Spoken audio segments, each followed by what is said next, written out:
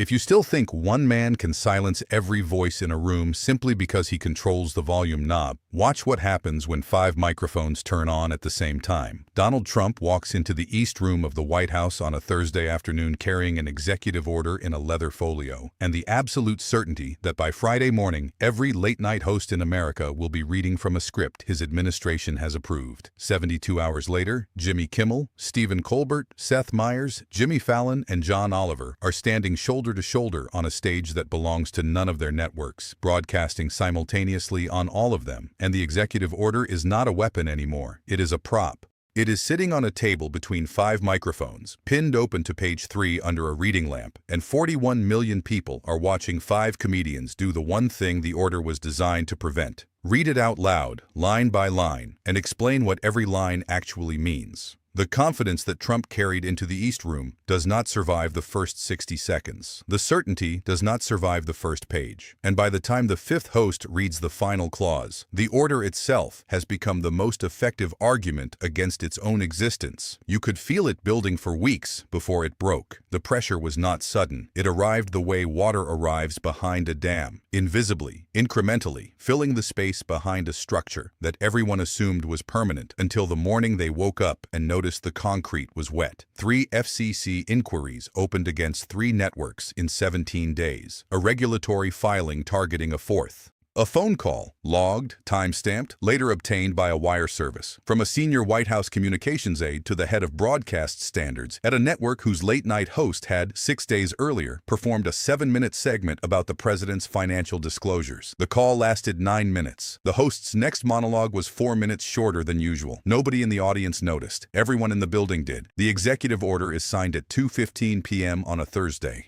Its title spans 2 lines: Executive Order on Protecting the Integrity of the American Broadcast Ecosystem and Ensuring Compliance with Public Interest Standards. The title alone is 41 words. The order itself is 9 pages. It establishes a new interagency review panel, the Broadcast Content Accountability Board, with the authority to recommend license sanctions against networks whose programming demonstrates a persistent pattern of editorial bias inconsistent with the public interest obligations established under the Communications Act of 1934. The phrase persistent pattern is not defined. The phrase editorial bias is not defined. The phrase public interest is defined once in a footnote as content that reflects the values and priorities of the American public as determined by the board in consultation with relevant executive branch stakeholders. The footnote is the most important sentence in the document. It is also the smallest. Colbert reads the footnote first. He reads it on Tuesday night, 4 days after the signing, standing alone on his stage, holding a printed copy of the order at arm's length the way a person holds a document they have found in a drawer and suspect is not theirs. He reads the footnote, then looks at the camera and says, "That footnote doesn't describe public interest. That describes geometry. A triangle with the president at the top, the board in the middle, and every microphone in America at the bottom." The clip generates 11 million views in 14 hours. By Wednesday morning, 4 other hosts have referenced the order on their own programs. By Wednesday afternoon, the idea is already forming. By Wednesday evening, it has a date, a venue, and a name that no one will use on air, but everyone backstage calls it The Response. The venue is the Beacon Theater in Manhattan. It belongs to no network. Its stage is bare. No desk, no set, no branding, 5 chairs, 5 microphones, 1 table, 1 reading lamp, 1 copy of the executive order, pinned open to page 3, sitting under the light like a patient on an operating table. The House holds 2,970 seats. Every seat is filled. The broadcast is simulcast across 5 networks, 3 streaming platforms, and a C-SPAN feed that was requested by 2 congressional offices and 1 constitutional law clinic that plans to use the footage in a filing. The lights dim at 9 p.m. Eastern. The 5 hosts walk out together, not in a line, not in formation, together, the way people walk out of a building after a fire alarm, bunched and uncoordinated, their proximity the product of shared urgency rather than choreography. Kimmel is on the far left. His stride is heavy, deliberate, each step claiming the floorboard beneath it. Colbert walks beside him, faster, lighter, his glasses catching the overhead light as his head turns to scan the room. Meyers is in the center, his posture straight, his hands in his pockets, his face carrying the specific calm of a person who has decided to be angry later. Fallon is to his right, and the audience notices immediately that Fallon is not smiling. The absence of his smile changes his face so completely that a woman in the 12th row later tells a reporter she did not recognize him for the first 3 seconds. Oliver brings up the right side, walking with the controlled energy of a man who has been pacing backstage for an hour and has just been told to stop. They reach the chairs. They do not sit. They stand behind them, 5 across, facing the audience, and for 4 seconds, no one speaks. The silence is not rehearsed. It is the silence of 5 people standing in the same wind, feeling it, deciding independently that the moment requires them to be still before it allows them to move. Then Kimmel pulls his chair back, sits, and adjusts his microphone. The others follow. 5 clicks, 5 adjustments, 5 people arriving at the same table at the same time because the same document pushed them there. Colbert speaks first. He picks up the executive order. He holds it at chest height. He reads the title, all 41 words. He reads it slowly, giving each word the weight it was designed to avoid, protecting the integrity of the American broadcast ecosystem. He sets the document down. The word protecting in that title is doing the same work a lock does on a cage. It faces outward. It looks like security, but it only works in one direction. Myers leans forward. His microphone catches the sound of his jacket sleeve brushing the table. He reads Article 2, Section 4. The composition of the Broadcast Content Accountability Board. 5 members, 3 appointed by the President, 1 by the FCC Chairman, 1 by the Attorney General. He reads the appointment structure and then says nothing. He lets the math do the work. 3 out of 5. Majority. Appointed, not confirmed, serving at the pleasure of the executive. A man in the 9th row drops his chin to his chest and exhales audibly enough that the ambient microphone picks it up. Fallon reads next. His voice is stripped of every quality the public associates with him. No warmth, no playfulness, no instinct toward lightness. He reads the enforcement provisions. A network found in violation of the board standards faces a 3-tier consequence system. Formal warning, probationary review, and license suspension pending adjudication. He reads the phrase, pending adjudication, and pauses. Pending adjudication means your license is suspended while they decide if you did something wrong. Not after. While. A woman near the aisle covers her mouth. Her fingers are trembling. Oliver reads the footnote. He reads it twice. The second reading is slower than the first, each word separated by a silence that forces the audience to hold the previous word in their minds while waiting for the next one to arrive. When he finishes, he sets the document on the table and pushes it toward the center, away from himself, the gesture of a man returning something he did not ask to receive.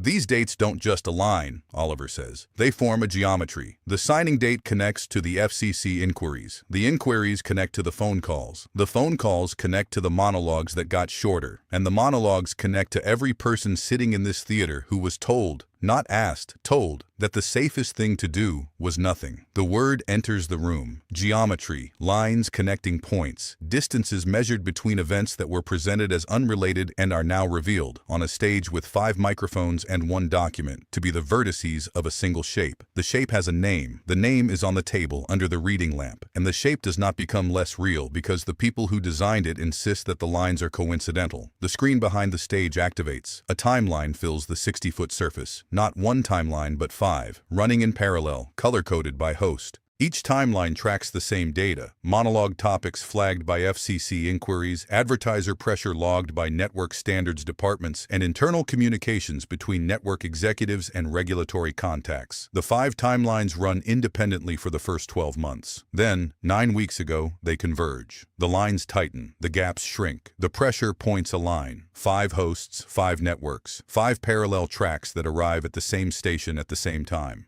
Not because the hosts coordinated, but because the pressure did. A door at the side of the stage opens. A woman walks into the light. She is a former compliance officer at one of the 5 networks. She does not say which one. Her badge is turned backward. Her voice is steady but thinned by the effort of speaking words she has carried in silence for 7 months. She describes a meeting. The meeting took place in a conference room whose windows had been covered with paper. Present were 3 network executives, 1 outside counsel, and 1 person she identifies only as a consultant whose firm was retained after the first FCC inquiry. The consultant presented a document. The document was titled Content Risk Matrix. It assigned numerical scores to monologue topics based on their likelihood of triggering regulatory action. Political satire targeting the president scored highest. The consultant recommended a graduated de-emphasis of high-scoring topics. I sat in that meeting and I took took notes, she says. And when I got home that night, I read them back to myself, and I realized I had just attended a meeting where a room full of adults decided, using a spreadsheet, how much truth was commercially safe. She steps back. Her hand grips the edge of her jacket. Her knuckles lose their color. A second person enters.